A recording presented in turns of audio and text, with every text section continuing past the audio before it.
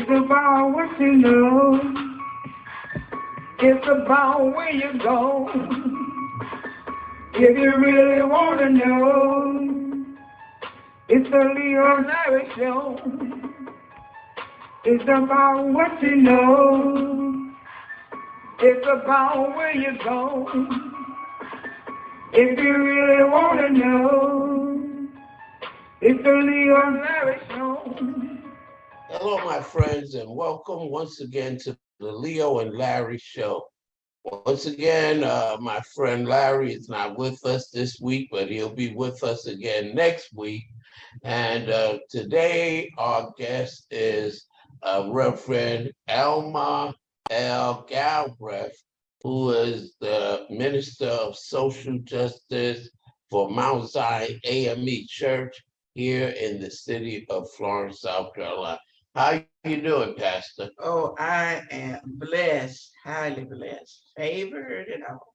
Wonderful, wonderful. And you spent 15 years as a pastor in the African Methodist Episcopal Church, correct? That's right, that's right. Yes, and we did some work together and time together Oh, yeah. while I was in the AME church pastoring as well. So want to get that out the way so we have full transparency and folks know that we have worked together. And if I may dare to say so, I consider you a friend.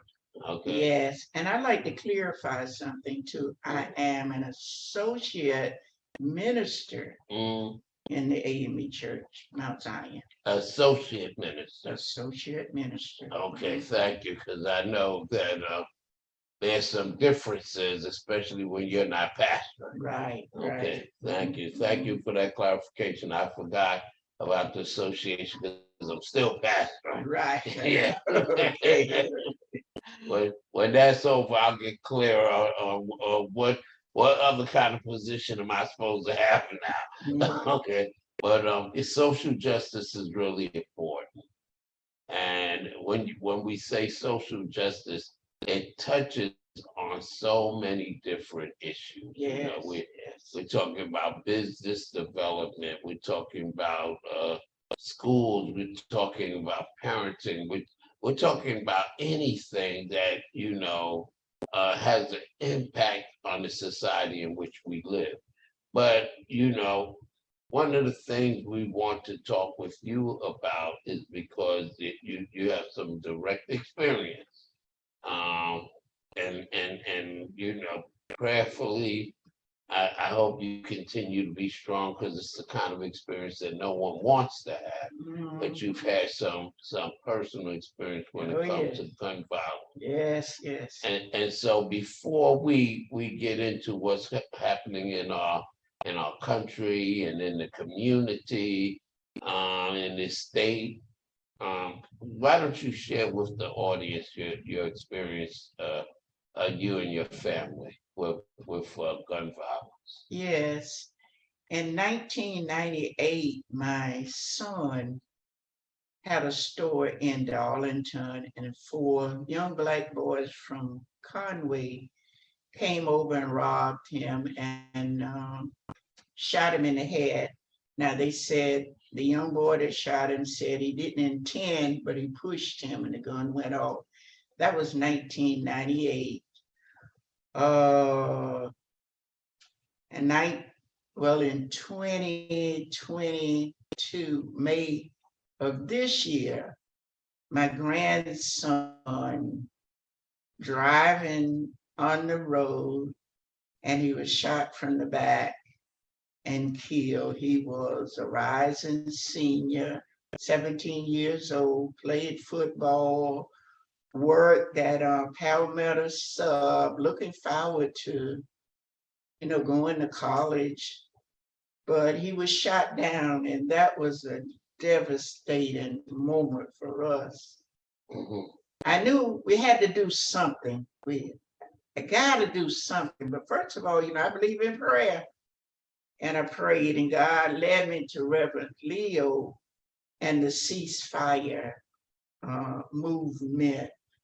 And coming to work with him, I started an organization called What Would Jesus Do Ministry, where I knew I had to do something. So the first thing that came to my mind was, get some bracelets, give it to the children. And when somebody asked them, what does it mean in a particular situation? What would Jesus do? And if one child has it on, they are inquisitive. They're going to ask, what is that you have on? And you have an opportunity to explain to them, what would Jesus do in a particular situation? Yes. And that's how this ministry, but there's another ministry that I have going also. I don't know, you want me to talk about that one now? Absolutely. Yeah. The other ministry is that we can start with our children and our youth. So I have 31 grands and 29 great grands. Wow. Prayed about it and what can we do? And I reached out to my granddaughter that has a 7-year-old daughter. And I said, let's start a third generation ministry where we will make bracelets, and not only for boys, but for girls too. So what we do is that third generation ministry, we make these bracelets and we give them out. But not only do we give out the bracelet, but along with this bracelet is a card that says, whose child are you? And there's scriptures on there and scriptures on the back. And what they have to do is learn Bible verses, scriptures to relate to the bracelet that they are wearing. Right. And from that, the children can learn so much about conflict resolution, what to do when a situation rises, because it's all in the Bible, in the Word. So those are the two ministries that I work with right now. Yeah. And I intend to extend it out. Start with our young people. Work with them first. And I've been going around with you, Reverend Leo, and I give out these bracelets, not only to the children, but I give them out to adults too. What would Jesus do? Our teenagers, what would Jesus do? The older ones are there. What would Jesus do? And anyone that would like one, all you have to do is contact this Reverend Leo and he will get in touch with you. But in the meantime, working with him, this is what I do, but I'm working with Reverend Leo now and trying to get the ceasefire decals on the doors of the people in the neighborhood and, the businesses and the churches, getting this decal out there to turn our neighborhood into a ceasefire zone. First of all, we have to go through the city and that resolution with them. And I know that you're working on that right now. And hopefully, prayerfully, we can get that done. Yes.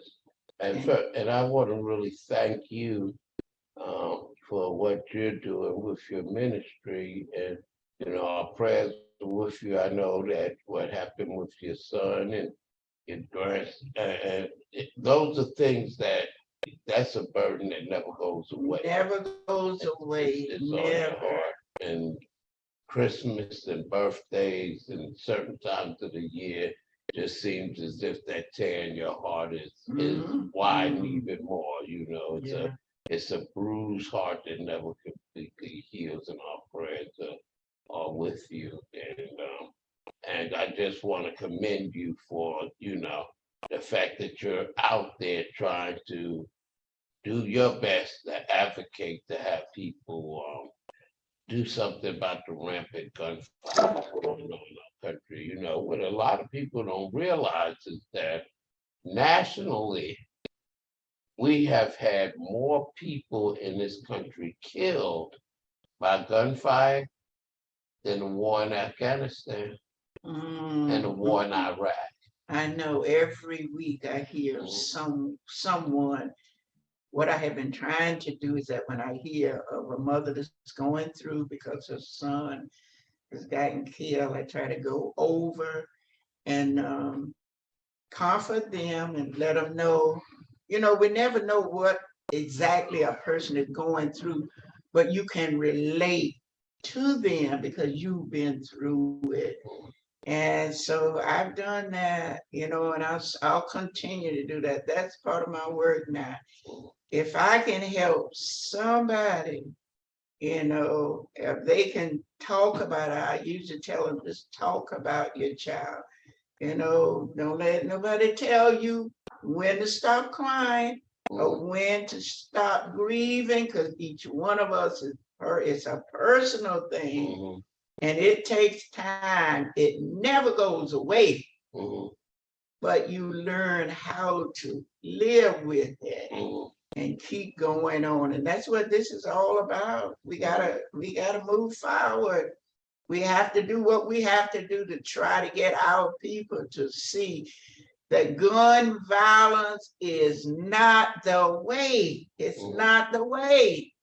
Yes, so and you mentioned the ceasefire zones, and we went twice to the city of Florence. Yes. To encourage them to help us set up a stakeholders group made up of businesses, faith leaders, community-based organizations, and others, young people and others, so that we can talk about what we can do around gun violence. Right. And we have stakeholder meetings here. Yes. But we still haven't had the level of engagement from our elected officials.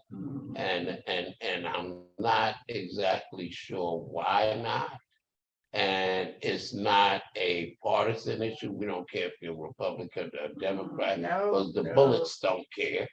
And we don't care, if you like this person or that person who's elected. This is an open door. And I would wish that every elected official in the county and the city would want to be involved in the stakeholders. But right now, we haven't had any consistent participation from any elected official. And you mentioned the ceasefire decals. Yes. As we speak, there are over 100 businesses in the city of Florence that have ceasefire zone decals on their stores. Some churches, we're working to get many more. And we appreciate your work and looking for your leadership, because we want to reach out to some of these mothers, grandmothers, fathers, whose children have been victims of gun violence. Yes. And when I say victims, and I know this is hard for some people, we should be talking about more than the family members of those who were shot, because the families of the shooters suffer too. Oh, yes. A great deal. I mean, you lost a loved one to death. They've lost a loved one to the prison system, and they have to live with a different kind of hurt. Oh, yes. Because for the rest of their lives, people are gonna be saying that's the parent of, that's the mother of, that's the father of, and the parents are kind of in prison along with. Yes. I know exactly what that is like, because when we went to court for my son, and the two brothers that were part of the shooting, when I saw their mother, my heart went out to them also. And I went to them and we hugged and embraced, because I felt their pain. Right. Because here they were. They taught these boys they taught them the Mhm. right thing, but Right. you know, they just took out on their own and decided. So I was on, I would say both sides. I could feel the pain of the parents Mhm. and and then my own pain. But then we were able to meet up, Mhm. cry together. Mhm. And I tell you, it takes that sometimes. Yeah. It may not be an easy thing for some to do, but Mhm. you know, we have to look at the other side too. These parents sometimes they're not the ones that They didn't pull the trigger. they didn't pull the trigger, but their heart is breaking. Mhm. Because And I they're a child. Yeah. And I think we need to realize that the message that we have about stopping gun violence is even stronger Mm. when we say this is hurting both families. Both This is families. hurting Yes. the entire Yes. community. Yes. And that's it's important that we do that. And you know, one of the great things is you keep talking about what would Jesus do with your bands? And I believe strongly, and I'm not advocating for people to join a church. Mhm. But I'm telling the truth, right? One of the things that has happened is that with the falling away from the church Mm. and children not going to church, parents should look at the fact that they shouldn't get caught up in the drama and what's going on in the church and bring their children to church just like we were, Mhm. because this is where your children learn some Learn. basic fundamental things like thou shalt not steal, Yeah. 10 Commandments. thou shalt honor thy father and thy mother, thou shalt not kill, thou Yes. shalt Yes. not lie. This is where they learn these things.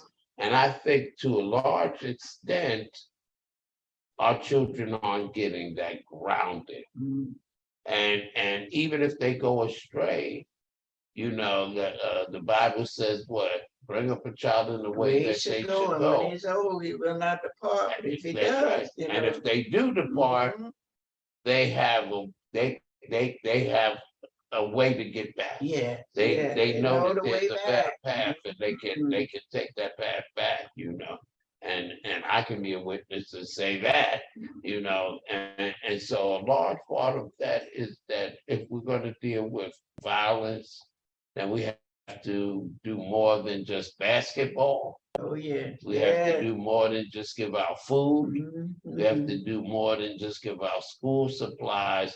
We have to ground them in some principles and morality that says, I am my brother's keeper and I should Yes. not be hurting Yes. my brother or sister. Yeah. And you mentioned, you know, part of that when you talk about nonviolent conflict resolution, that we all should be teaching our children how do you deal with conflict without having a fight? How do you deal with conflict Yes. without reaching for a gun or a baseball bat or extracting vengeance on someone because they took your girlfriend from you or said something to you? So that is something that we're working on, and I hope that we will have that product soon. And I'm praying fervently that our churches will get involved. Yes. That conflict resolution Mhm. is so important now. So there's so many other ways, you know. Walk away. You're not being, as the children said, a coward to walk away. Mhm. It's yeah, I think you're brave when you just walk away from it. And I was in Chicago, and you know, we're not young and we're not out there, so you know, I can't keep up with all the slang and new phrases like I used to. But I was in Chicago and was on a panel with some young people, and they said something that I had never heard before. The word "get back."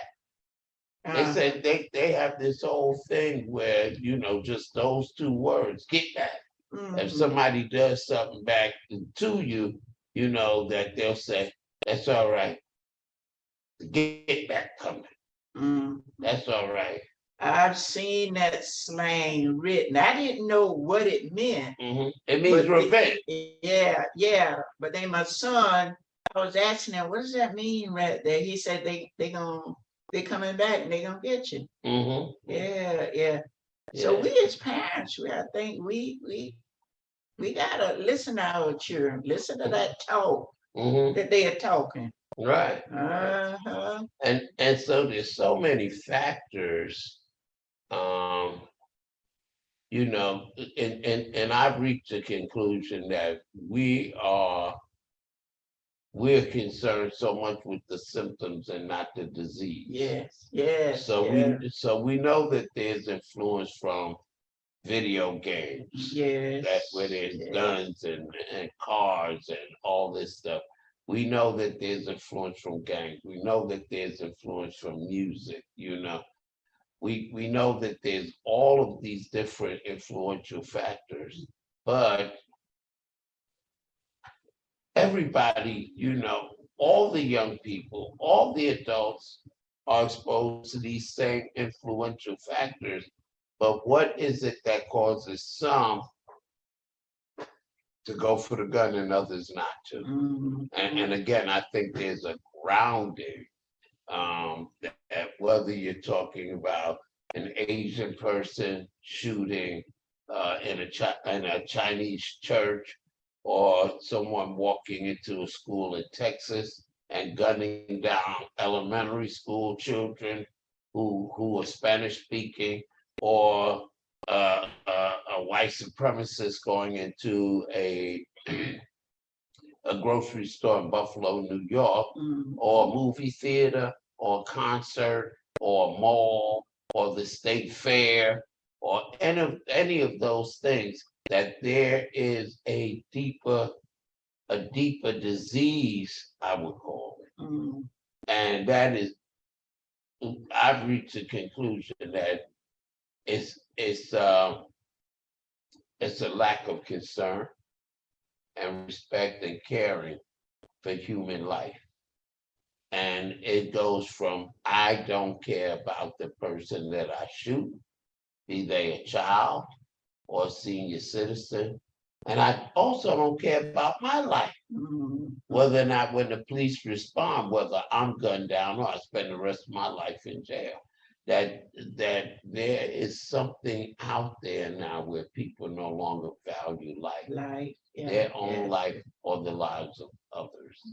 And once again, not being disparaging or putting anything down, but we're not going to solve that with midnight basketball. No. We're not going to solve that by having unity in the community events.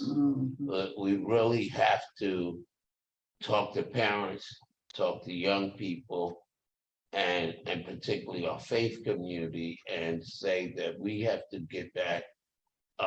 We have to get back our moral compass that tells us what is right, what is wrong. You know, I love the children. I love young people, and I'm always working with them. And that we gotta change the way that people think.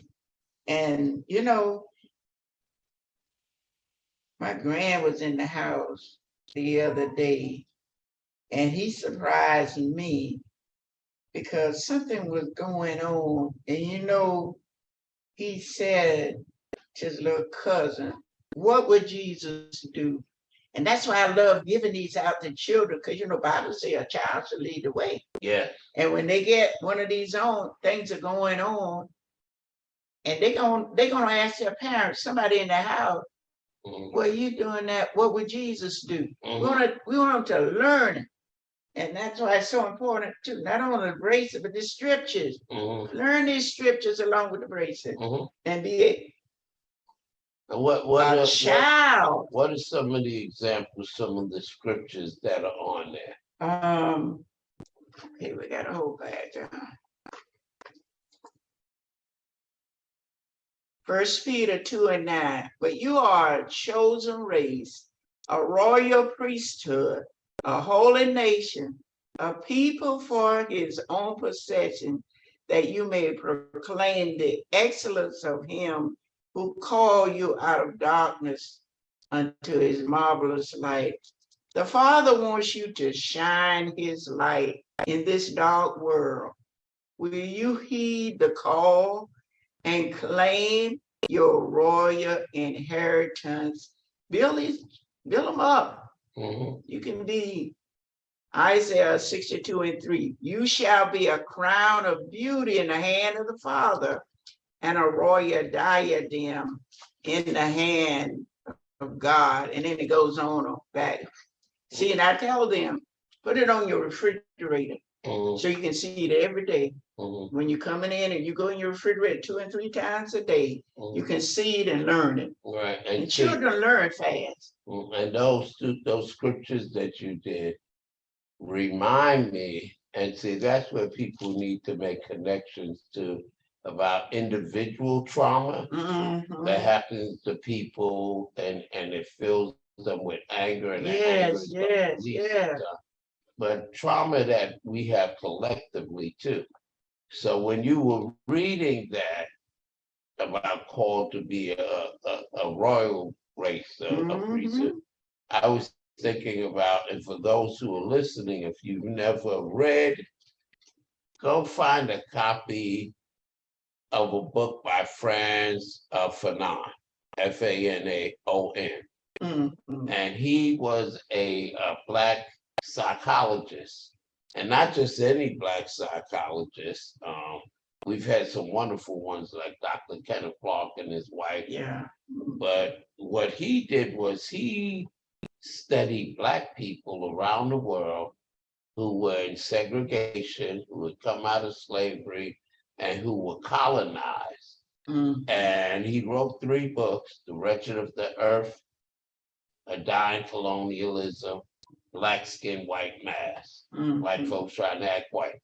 And but one of the things when you were reading that scripture that I remember, and I read this when I was about 17, The Wretched of the Earth, he said that a lot of violence comes from people because you see yourself reflected in others. So you are in a situation on your job, or because of the racism or the oppression that you're going through. And we all know, as people of color, we live this. Sometimes you want to speak up and challenge stuff, but you keep your mouth shut because you don't want to disrupt stuff. You don't want to lose your job. You can't afford it. And so he says this builds up in people. And so when you see somebody in a situation with you and you think they're a coward, and you feel deep down inside, I've been a coward, and you hate that about in your own self-image, and then you see it with somebody else, you coward, you know what I mean? And you spew out these words that actually lead to, they spark conflict that can escalate into violence. And so he talks a whole about all of these things, and he talks about and let's remember now he's writing back in the 50s and 60s. All right, okay. He talks about the fact of how someone wants to fight because you stepped on their shoe. Now see, we both are old enough to remember that song. Don't you step on my blue suede shoes. Yes. But we see the same thing with people with Nikes and Reeboks. Don't step on my shoes. People getting into conflict because they want each other's shoes, because if you feel value, if you feel devalued and you feel worthless because of where you live and what you're going through, those sneakers become a sign of wealth. And if somebody wants to mar them by stepping on them or stealing, you're ready to fight. Just like if someone was robbing your home and taking your money. So there's a lot of collective trauma, intergenerational trauma, personal trauma that people go through, that if we don't learn to deal with it, when that thing bursts out, oftentimes it winds up with violence. I can never understand, and you can speak to this. How do you have gangs fighting over territory when they don't own the building in the neighborhood? Yes, They're yes. willing to die over territory that they don't even own, Mhm. right? You know what I think too is that, and what I'm hearing now is that even though they may not live in that territory, you have those that coming into the school Mhm. and they are encouraging even the little ones Mhm. that go different places. Yeah. And you do this in your neighborhood, you do this, or you put up a shoe, or you put up that color, or you put up this color. You You don't have to spray, live, you but you spray have paint a on head leader yeah. that You that's spray in. paint stuff on the wall that says Uh-huh. this is the territory Yeah, of yeah. this gang or that gang or this Yeah. group or that group. That's why we got to get to the children, you know, to know, you Mhm. know, no, I'm not going to do that. I can't. No, I'm not doing that. And see, I'm saying that that's part of my life experience. Growing up in Brooklyn, in New York, there were neighborhoods where we were not allowed to go into. You know, oh, you're from Cypress Hill Project. You're not supposed to be in Greenport Project. I know. You're not supposed to be in Fort Greene Project. You're not supposed to be in Redwood Project. That's why I brought up the whole point of, and you don't own it. How's it your projects when your mama and daddy pay rent? You don't own anything. Yeah. You have your soldiers and you get them groomed up and you send them to do somebody that lives in there. That's what I say we have to start with these children and let them spread the word spread it on out, you know, get the word out there. No, this is not like Jesus. I'm special. I'm love. I'm you know. Oh yeah. I don't think some of the adults know about this territorial thing. I don't think they understand it, and especially it's like, how do you have people claiming your neighborhood when you're the one going out working hard to pay the rent or the mortgage? That's your neighborhood. Yeah. You know, how do you let people usurp your neighborhood? It slips in because we, as the adult, we're not paying attention to what's going on. Too busy working job and a half. 2 jobs, because sometimes I have to say to my son, I know it's a good job and you're doing all that, but you got to take the time and be with your son. Let him spend some time with you. And I think that's what's happening. Children just, you know, wherever they can find attention, wherever they can find some activity. If somebody coming in telling them, well, you do this and you're a part of us over here, that's what they're gonna do. Yeah, because some of it is parenting skills. Yeah. And so, right. you know, the thing is that, and I had to be mindful of this once I learned it, right, with parenting. A lot of parents, if the child is not saying anything, if they're not making any noise, they're back in their room, and someone says something about the child, oh, leave them alone. They're quiet now. You know, let them be quiet because they, you know, they don't want to be bothered or upset, or they're doing something else with them. But what is your child doing? Who are they on the internet with? You know what I mean? What are they on there listening? What video games? What music? What video? What are they watching on TikTok? So kids aren't being monitored. You're right. Like you and I were being monitored, you know. Because I know one thing, we couldn't turn that. Kids being able to go to whatever they want to on the internet and cable. Oh, the only way you got to turn that, and you confirm this, the only way you got to turn that television channel was with permission. Permission, you have to ask. There was no way in the world you going to turn to whatever you want, you know. And so part of it, and I say that because I feel that we all have a responsibility. Yeah, we do. We have fallen so far behind. And you know what I know? It's gonna take time. Mhm, It's gonna take time for us to get back, but it's gonna take some work now. mhm. Now we see that it's a problem. Now we need to start fixing it. And that's why with the concept of the ceasefire zone, Mm-hmm. which it gets into people's heads, Mm-hmm.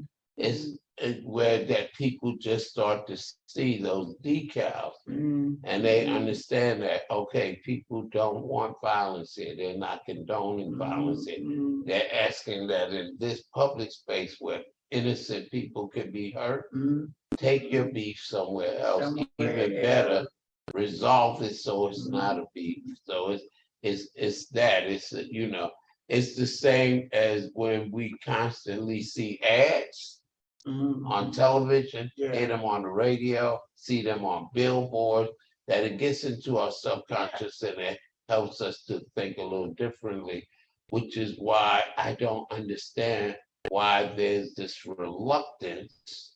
And I'm going to go again, the reluctance with our leaders in embracing this. We're not asking for anything. Kingdom Living Temple, New Alpha Community Development Corporation, Reverend Galbreath, none of us are looking to get anything out of this. Not a thing. But it makes a statement. It states out a position. And we need help. And I to this day, like I said, I don't understand the reluctance. Even myself, sometimes I say, well, why wouldn't you? This involved the people in the area, the vicinity, wherever you are, protecting them. Why not? What's wrong with it? Why can't we have a ceasefire zone? Who's it hurting? Who's it hurting? And what is it hurting? But it's helping. Right. It's helping. And we're not saying that we're not infringing on anybody's constitutional right to bear arms. If you legally want to bear arms, you can. But we're saying that in public places, in places where people say we don't want any gunplay, you have a right to defend yourself, but no wanton violence. Let's try to reduce. That's all it is. Reduce, we'll never get completely rid of it, but let's reduce significantly the number of innocent people who are being shot and killed. And most of the time, it's a lot of the time it's innocent. We have a lot of children, went into our community, and we have buses, children at bus stop, senior citizens, all that going on. Why wouldn't we want to protect our neighborhood? What's the hold up?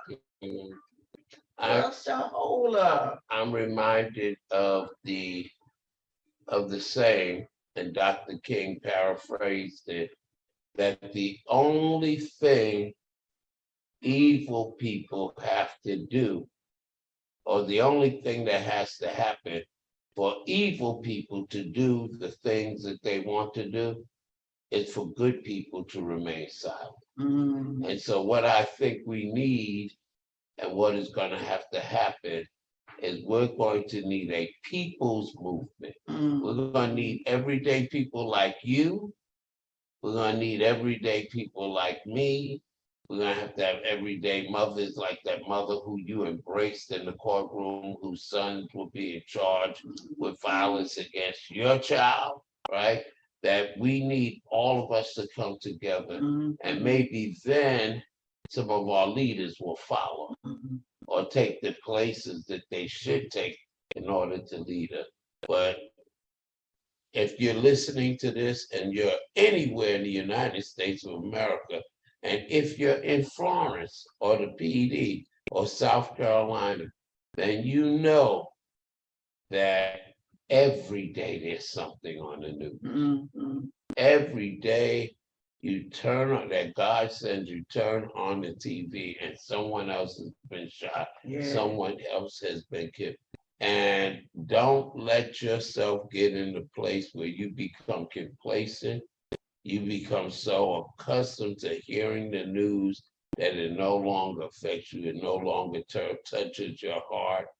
You no longer care because tomorrow it may be your child, maybe your husband, your wife, your friend, your family member, your co-worker, and then you're going to be shedding tears.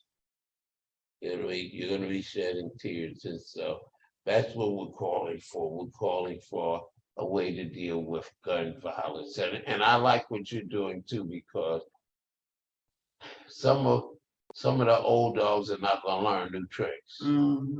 But if we start with if we invest in the children, because right now, to be honest,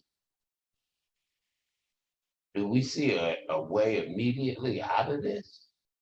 Or is it a thing about changing thought and consciousness and caring with the younger people that's going to make a significant change when it comes to gun violence? It's going to take time. I realize that it's going to take time, and it's going to take those that are out there working and working hard. Don't quit. Don't quit. I don't care if it seems like nobody is coming to your aid or working with you. Don't quit. Whatever you do, it's like me, and I prayed and I said, Lord, what can I do? I have to do something. Show me. Don't quit. Keep doing what you're doing. For a while, there's nobody out there with me, but then door open and all this is going on now. And send a message. I mean, if you are in a church, if you're a pastor, talk to your congregation. If you're an imam, talk to your congregation, And it's a simple thing. Put a decal that says ceasefire zone to stop the violence, because you already know that we've had shootings, we've had killings inside the sacred walls of worship, of places of worship. And so why not try to send a message to lower this? Why not try to send a message that maybe will touch the heart of a shooter, and they look at the decal on the door and they have a second thought? I just don't see why. And I'm very thankful and grateful. God bless all of you who have decals and are putting them out. But I just don't understand why they aren't all over this city. What is the reluctance? And I've spoken with some of our people, volunteers and folks at the church, where people just say, I don't want it. I don't see how that's going to change anything. Well, let me say to those people right now, I'm going to take another second. The change that you want to see happen in the world, that change begins with you. That change begins with me. The change begins with people before it's manifested outwardly in society. And can it happen? Yes. It can, yes. And it will. But not only are we out there working, but we're out there. I don't know about nobody else, but I'm out there praying. Every day. I'm out there praying. And a classic example I show sometimes, I've been to speaker schools with rabbis, white rabbis. And one of the things I say to the young people, particularly when we're talking about social issues and why not this and why not that, and people being critical, I said, do you know that in one lifetime, in my lifetime, in your lifetime, that there was a time that if this little black boy who was sitting next to this white girl and this white boy who are their friends, and you're criticizing the government and the policies and the laws that are going on in your state, do you know the police would have came in here and dragged you out? Maybe beat you, maybe locked you up, maybe killed you, because there was a time when that little black boy and that little white girl and that little white boy or Asian was, you wouldn't even have been in the same school, much less friends are talking to each other.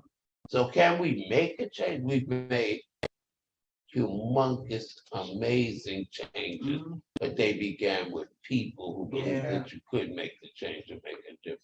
Yeah. So what else do you have in mind? What do you have? I know you have something else planned that you want to do. And how can others help you get the word out?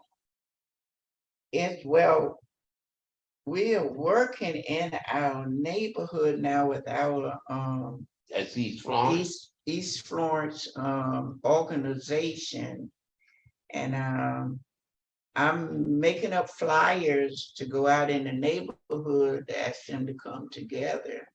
And in our meetings, we are going to, present the ceasefire, the bracelet, and it's work to be done because I'm seeing that it's hard to get our people out there, but you got to be consistent. We got to do what we have to do. So you're Without working. East Florence organization, we get ready to have a meeting, I think. And that's your neighborhood association? Yes. For the meeting time, I'm putting flyers out on the door and talking. And I go sometimes from house to house and talk to different ones. I even have some voter registration forms. I asked a little boy today, are you registered to vote? And he said, yeah, because we gonna have to vote. We're gonna have to put people in office that's working for us. Thank you. And doing something to help us. Thank you. It's us that has to get them in there. Thank you. And so I'm getting these flyers out to the neighborhood. They come to the neighborhood meeting, and then we're gonna talk more about all of this that's going on.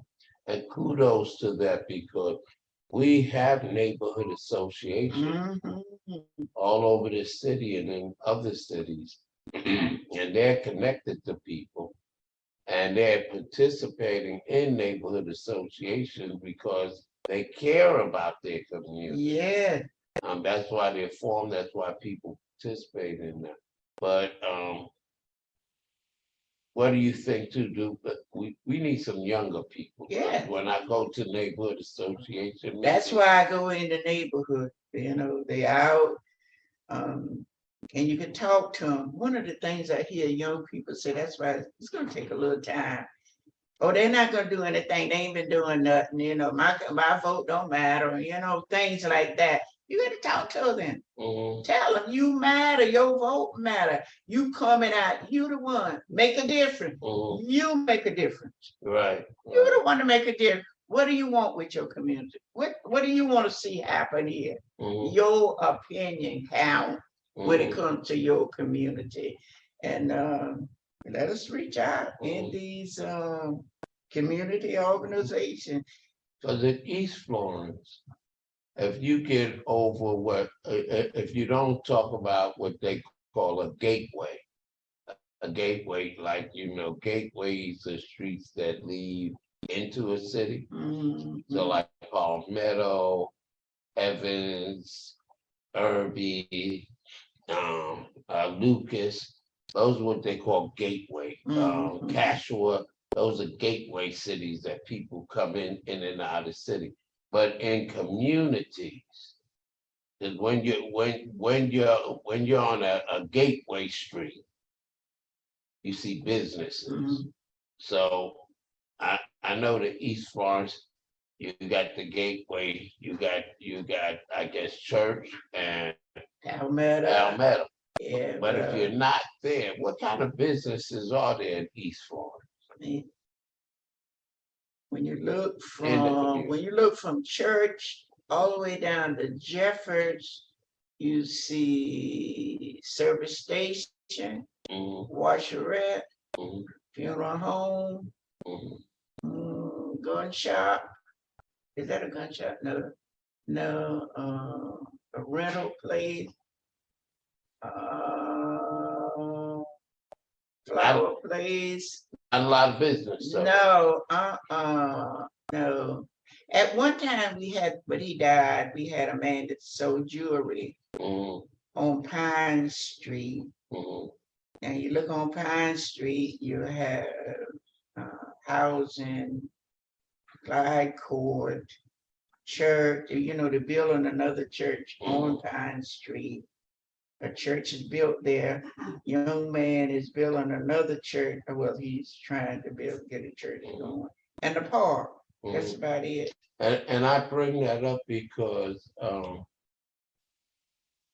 people are influenced by what they see, especially children. And so if you're living in a neighborhood and you don't see a lot of businesses, you don't see a lot of entrepreneurial opportunities, you don't see a lot of people who look like you. Us out there. That limits their view. So, now I want to get rich, I want to move up.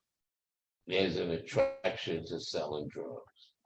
Yeah, because that's a ladder. That's a way out of the situation. And if people don't believe that, then there was a recent study done in the schools in Minneapolis, Minnesota, and some other places. And guess what they found out? Because in Minneapolis, they're having their own controversy and they need to lay off some teachers and they're trying to retain Black teachers and somehow get around the tenure and the seniority thing. And the reason for that, let me get back to the statistics, is because in a school where 16% of teachers are Black and 60% of the students are Black in the school district, they did a study there and other places in America. And guess what they found out?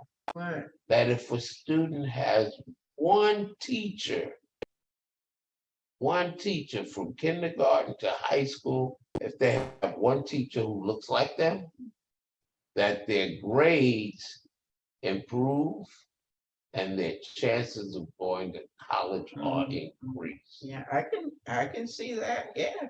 You gotta be able to see something that reflects you. I can be a teacher, I can be a nurse, I can be a doctor. And I tell mine all the time, you aim high, aim high. And so you need to see that in your community. That's the point that I'm making. Yes, if you're limited, and forgive me because this is a point that I've talked to some elected officials about it, some people on planning and zoning. If you have a community that is zoned predominantly single and multifamily, and you don't have a mixed community where you have businesses in there as well, people aren't, particularly young people, aren't seeing people who are successful who look like them in business. I know. And their chances of going into business are significantly reduced. So let me say, their chances of going into a legal business is significantly reduced. Legal. And their chances of going into an illegal type of business is increased. And those kind of businesses also contribute to gun violence. And so that's the point. That's why I asked you that question about not picking on East Florence. Oh, I know. But it's typical of communities where we have constant incidents of gun violence. And so. But you know what? I'm looking into the future and I have faith in East Florence growing and prospering and being. When I was a little girl, we lived over in Ravenous Street. I used to walk over this area, admire the home, the houses, and just look personal thing. Oh, beautiful, beautiful. That house that we are in now, I admired that. But I own it now. I own it, man. The building owned it then, but I own it now. And that's it. I can tell my children something. I can tell others. And the other very important thing, because I say I believe in prayer, over 20 years ago, I walked the streets of East Florence from my house, from Pine Street, Church Street, all the way down to that park, all the way back over, and came back round to Pine Street, praying over it, crying over that area. And now, you know, I'm seeing things coming together. So that's why I have faith. No, absolutely. I have faith that community is going to rise. And, you know, and nobody can make me doubt. And that's why I'm out here to do whatever my part. You think we both out here? Oh, yeah. That's why I'm with you. You know, that's why I'm working diligently with you. I say, Lord, you answered my prayers. You know, time. You got to wait on the Lord. Yeah. And what do you say? Be of good courage. Yeah. And I'll strengthen thine heart. Wait. This community that I live in, it's going to thrive again. That house that I looked at and, you know, art over it and beautiful. There are other houses. And you know what? I have $1 million bill on my back door. Okay. $1 million bill on my back door. Yeah. And I tell everybody to come in there, one day it's going to be real. And you know what? I'm not so caught up on money and things like that, but I'm going to go around and in all the houses that I can fix. That's what I'm going to do. Streets and all like that. And you know what they say is what? Because you quote the scripture, one of my favorite is all things come together for good to those who love the Lord and those who are called according to His purpose. Yeah. And so even though we have bad things happen, we go through extreme times. Yes. You know, you look back later on, they made you stronger. They inspired you to do good things. And so that's what we have to look at. So time is growing short. You know, one of the things about the Leo and Larry show is that we get in all these amazing conversations, and then we come to an end, and it seems like that, like we just warming up. So we want people to get in touch with you. We want to reach out to victims of gun violence on both sides. Come in, join us. Join our stakeholder group meeting so we can make a difference. And tell them, Reverend, how they can get in touch with you, Reverend Galbreath. Well, my email is egalbreath93@gmail.com, or you can call me on my house phone at 843-669-3396. 457 East Pine Street. I'm not afraid to give up my address, Florence, South Carolina, 29506. And the thing that I want to end, you know, the conversation with, I wake up every morning, Lord, this is the day that you have made. I will rejoice and be glad in it. And that keeps me going no matter what happened. The scripture you quoted. You know, all things work together for good to those who love the Lord and to those who are called according to His purpose. So whatever has happened in my life, you know, I want it to work out for the Father. And so good things. Good things. And if you want to reach out to us or reach out to me, you can do that 2 ways. You can contact us at New Alpha Community Development Corporation by emailing us at info@newalphacdc.com. Go to our website, look at what we're doing, register, subscribe, www.newalphacdc.com, or you can call us at the church, 843-799-0740 at Kingdom Living Temple. Or if your heart so desires, come and worship with us at 705 South Irby Street, 4 p.m. every Sunday. And so until next week this time, if the Lord so wills, we'll meet you again at the Leo and Larry show. Thank you so much, Reverend Galbreath. God bless you. And be safe, each and every one. It's about what you know. It's about where you go. If you really want to know, it's the Leo and Larry show. It's about what you know. It's about where you go. If you really want to know, it's the Leo and Larry Show.